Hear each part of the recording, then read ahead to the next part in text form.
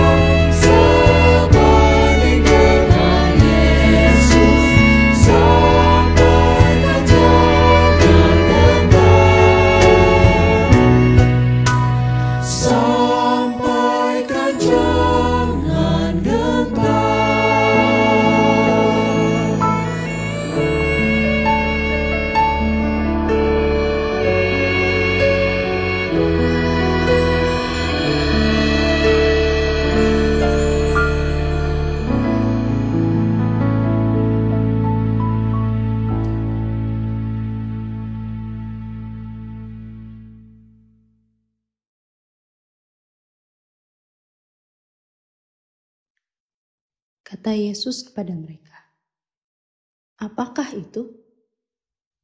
Jawab mereka, "Apa yang terjadi dengan Yesus orang Nazaret?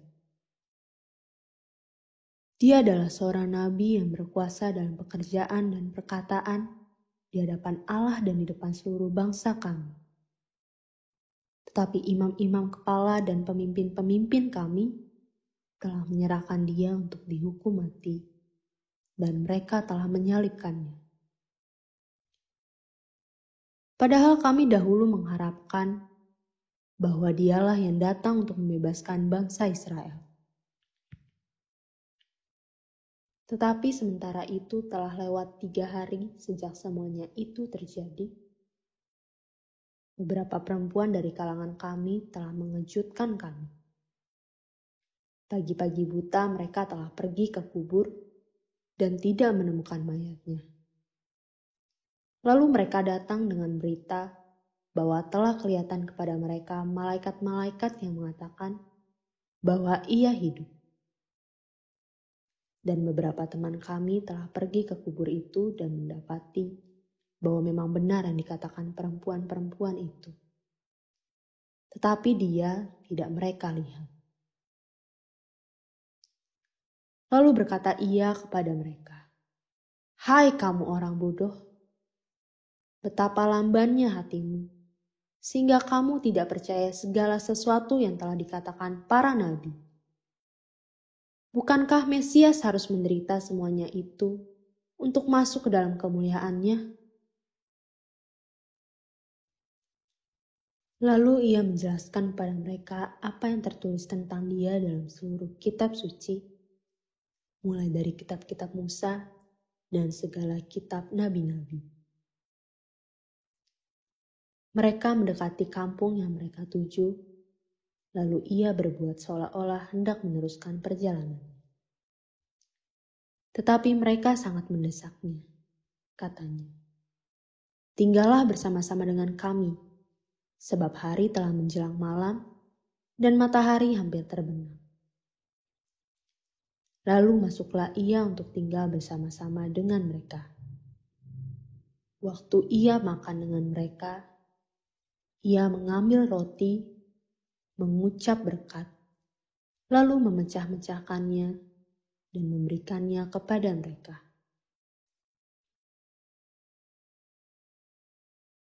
Ketika itu terbukalah mata mereka, dan mereka pun mengenal dia. Tetapi ia lenyap dari tengah-tengah mereka. Mengapa kedua murid tidak melihat Yesus? Banyak teolog menghabiskan tinta yang begitu banyak untuk menjawab pertanyaan ini. Tapi kalau boleh kita balik bertanya, mengapa Yesus tidak memperkenalkan diri? Mengapa ia tidak langsung menunjukkan, "Akulah Yesus Kristus, Anak Allah yang bangkit dari kematian dan membawa keselamatan"? Mengapa Yesus membuat kedua orang itu harus menceritakan trauma mereka dan membuka lagi akar kepahitan? Mengapa ia tidak menyelesaikan saat itu, sehingga tidak perlu ada perjalanan yang begitu panjang dari Yerusalem sampai Emmaus 11 km dan Emmaus kembali ke Yerusalem sejauh 11 km.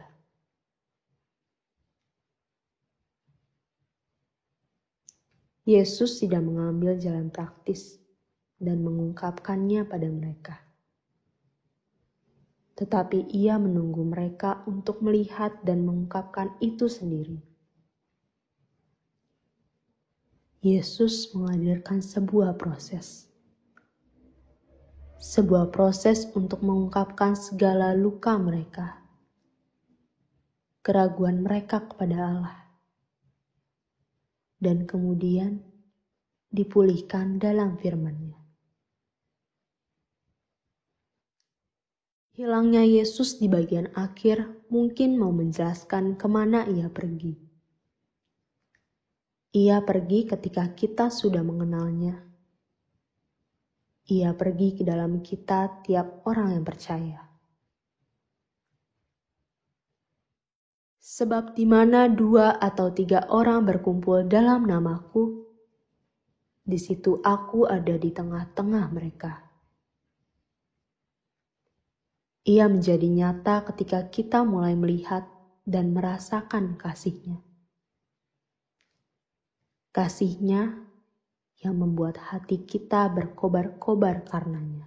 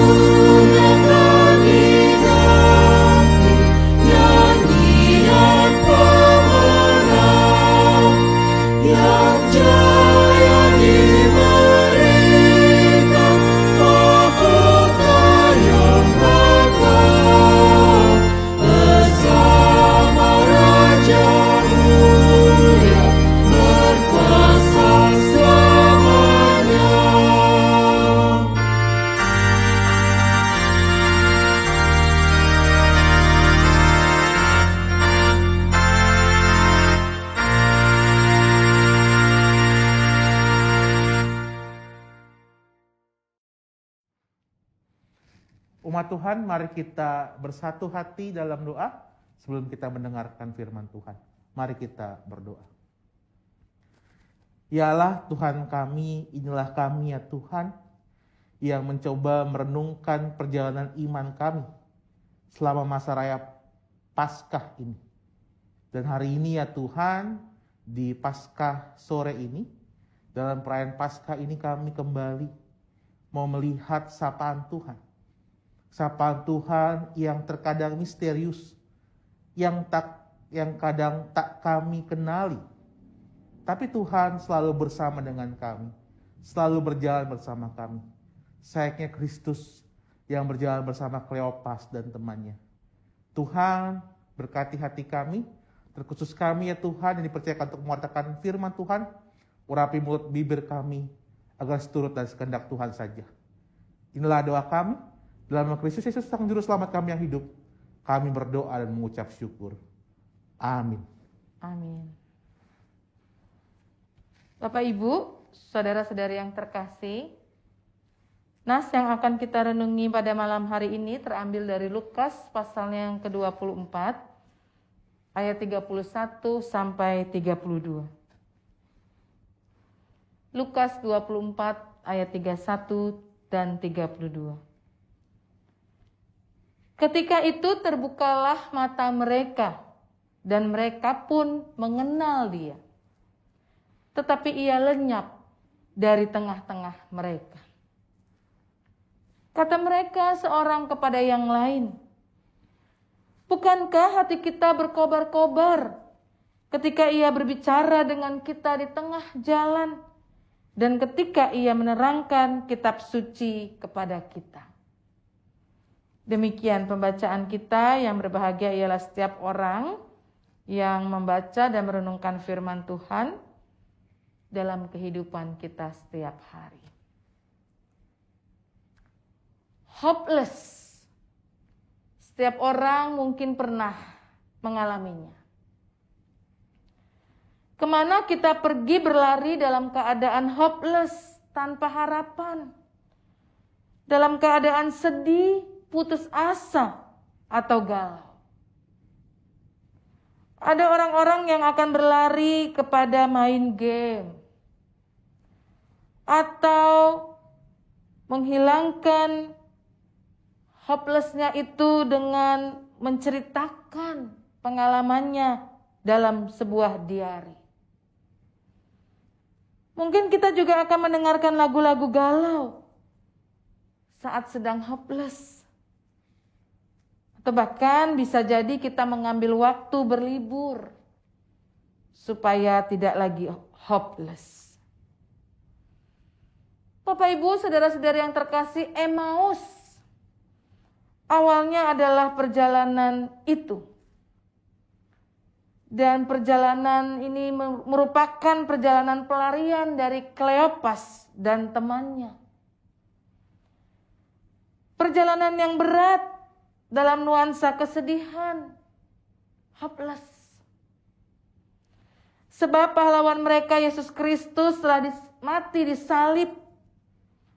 Mereka mendengarkan cerita tentang kubur yang kosong. Tapi mereka tidak mau menjadi percaya.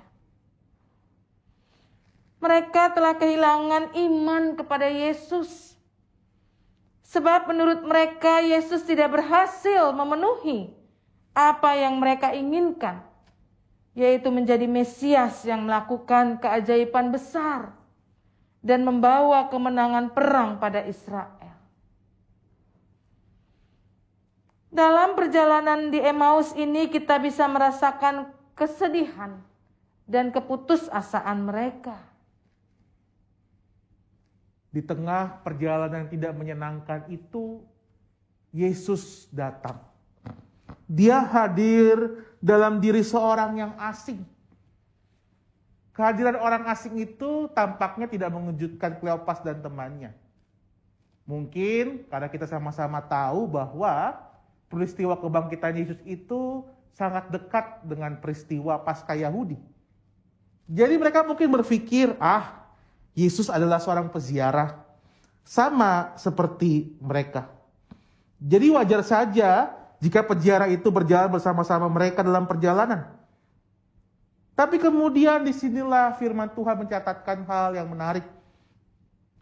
Ketika mereka sedang bercakap-cakap dan bertukar pikiran, datanglah Yesus sendiri mendekati mereka, lalu berjalan bersama-sama dengan mereka.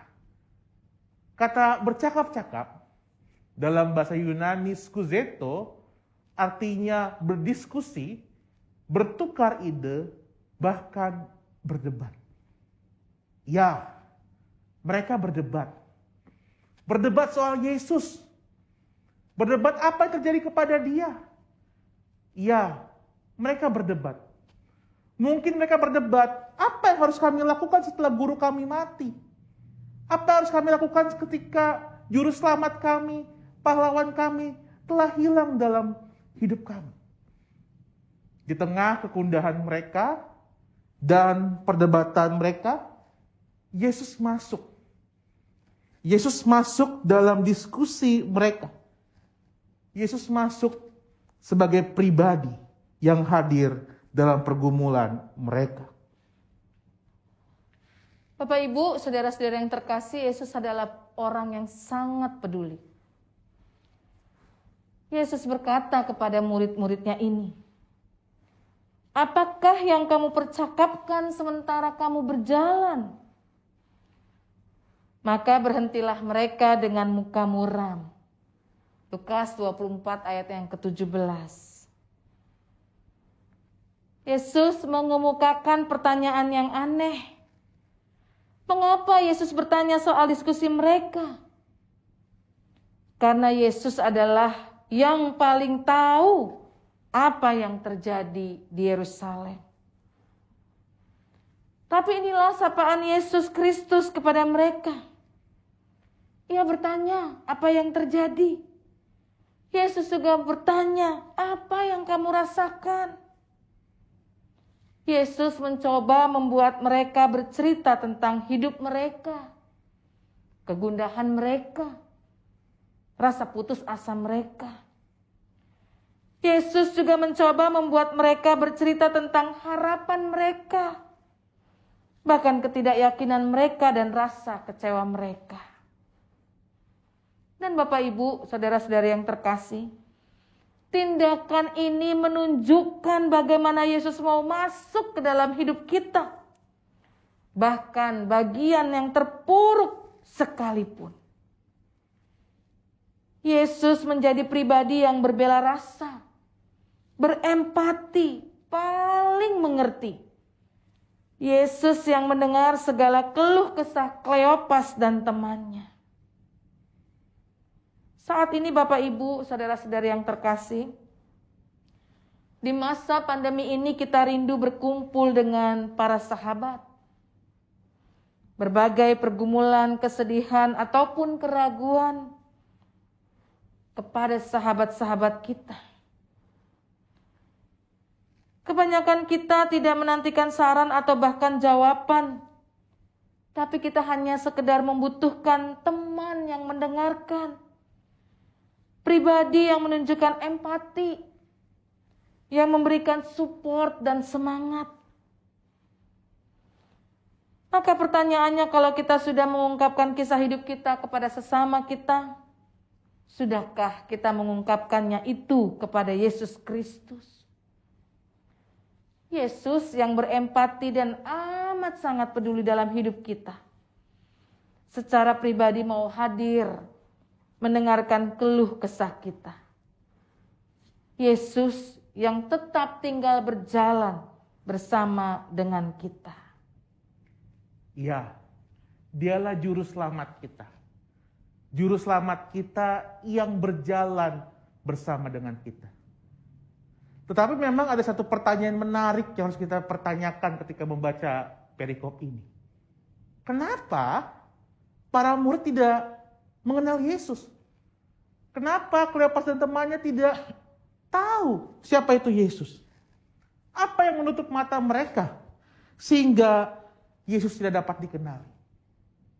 Tapi kalau boleh kita bertanya, mengapa kita tidak bertanya kepada Yesus? Mengapa Tuhan kita ini tidak memperkenalkan dirinya? Mengapa dia tidak langsung menunjukkan dirinya? Hai umatku, inilah aku, Yesus Kristus, Anak Allah yang bangkit dari kematian dan membawa keselamatan. Tampaknya Yesus tidak mengambil jalan pintas itu. Ia membuat kedua orang itu menceritakan trauma mereka. Ia membuat Kleopas dan temannya membuka lagi kepahitan mereka. Ia membuat mereka menyelesaikan pergumulan itu, mengungkapkan permasalahan itu. Ia mengambil sebuah proses. Sebuah proses yang mungkin bagi kita jalan yang panjang. Selayaknya Yerusalem ke Emmaus 11 km dan kembali lagi dari Emmaus ke Yerusalem 11 km. Tuhan kita bukan Tuhan yang mengambil jalan yang praktis. Tapi Tuhan kita adalah Tuhan yang menunggu kita untuk merasakan kasih-Nya. Ada sebuah proses yang Yesus bawa. Sebuah proses yang nantinya ia dapat mengungkapkan jati diri dan karya keselamatannya. Ia membuat mereka bercerita, mengungkapkan pengalaman mereka, harapan mereka pada Yesus, rasa putus asa mereka, dan duka mereka. Dan akhirnya mereka pun bisa menyadari apa yang sebenarnya terjadi ketika Yesus memberitakan firman Allah. Mereka mau diubahkan dari hidup lama mereka yang dahulu mungkin berharap kepada seorang Mesias perang. Dan semua itu dibukakan oleh Yesus ketika Yesus mulai mengajar, mengarahkan mereka, dan membuat mereka membaca kitab suci dan kitab Nabi dan kitab Musa. Inilah firman itu. Firman itu menyadarkan mereka, mengubah mereka, dan membentuk pengharapan serta visi baru dalam hidup mereka. Umat Tuhan, seringkali kita bertanya, di manakah karya Allah? Di manakah karya Allah dalam kehidupan kita yang mungkin saat ini tengah bergumul dan menderita? Tetapi sudahkah kita bertanya dengan tepat?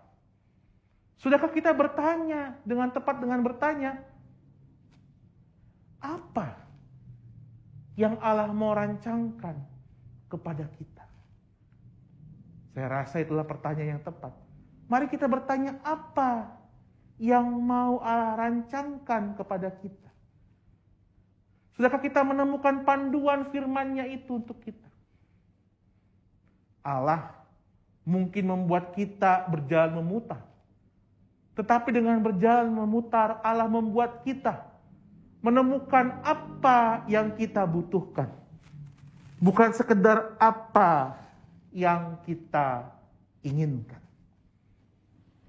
Bapak, Ibu, saudara-saudara yang terkasih, akhirnya mereka mendekati Emmaus dan orang itu atau Yesus hendak pergi. Mereka mengundang Yesus untuk perjamuan makan. Yesus diundang menjadi tamu. Hal yang tidak lazim terjadi.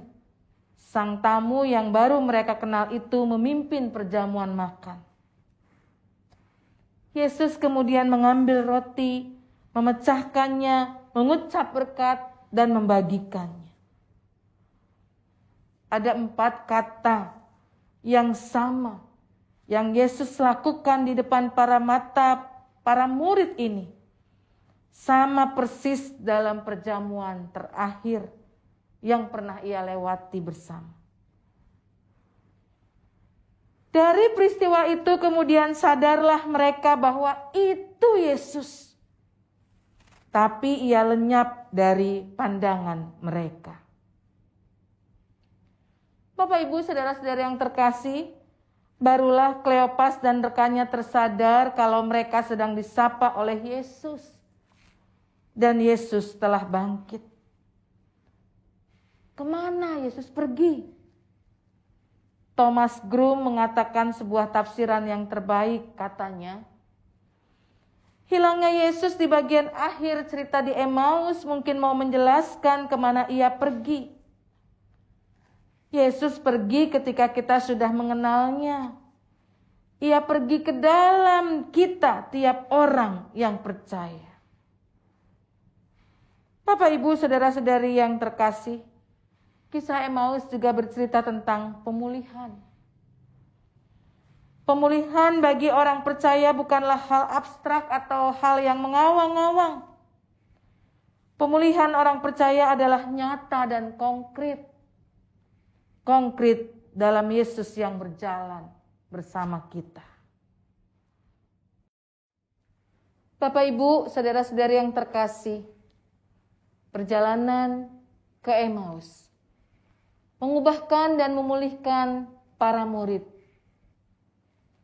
Dalam kerinduan kita untuk juga diubahkan dan dipulihkan oleh Tuhan, kita dapat mengungkapkannya dalam sebuah tulisan di secarik kertas, dan kita bisa menempelkannya di simbol-simbol salib yang ada di rumah kita.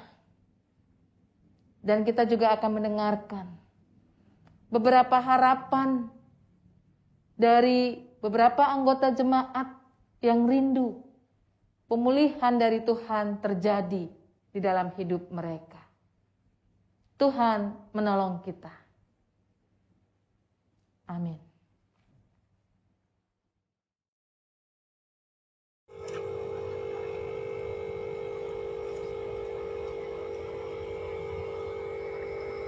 Doa dan harapanku di Paskah 2021. Pada kaki salib-Mu ku memohon, Tuhan pulihkanlah Indonesia dan dunia. Pulihkanlah kesehatan suamiku dan seluruh anggota keluargaku. Berilah semangat dalam menjalankan kehidupan di hari-hari mendatang. Tuhan kabulkanlah. Doa Paskahku. Ya Bapa, semoga kami senantiasa diberi kekuatan dan kesabaran menghadapi tantangan dan pergumulan di hari depan. Biarlah kami tetap menjalani hari-hari yang berat ini dengan sukacita dan penuh pengharapan. Amin.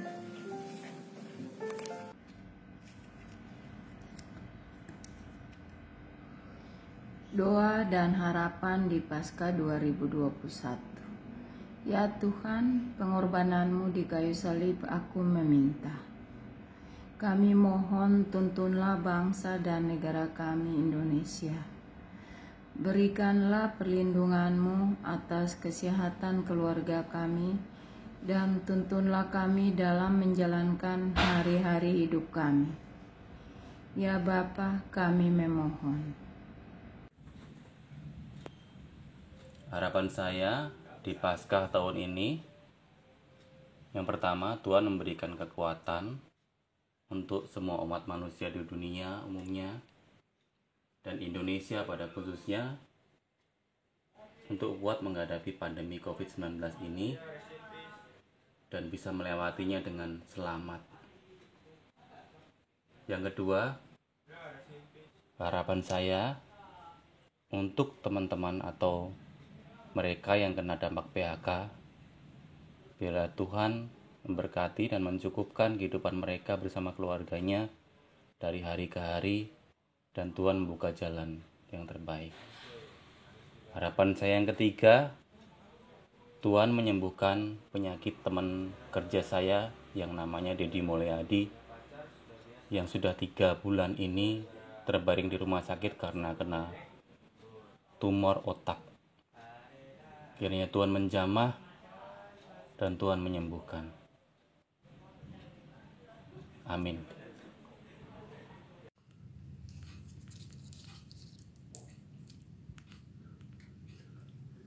Doa dan harapanku di Paskah 2021. Ya Bapa, kiranya Kau pulihkan keadaan Indonesia dan dunia saat ini. Berkatilah aku dan teman-temanku agar bisa masuk sekolah seperti dulu. Tuhan juga berkati agar aku bisa beribadah di gereja lagi. Berkatilah agar aku tetap semangat dan bisa bersyukur meskipun keadaan saat ini kurang menyenangkan. Dalam nama Tuhan Yesus, aku berdoa, amin.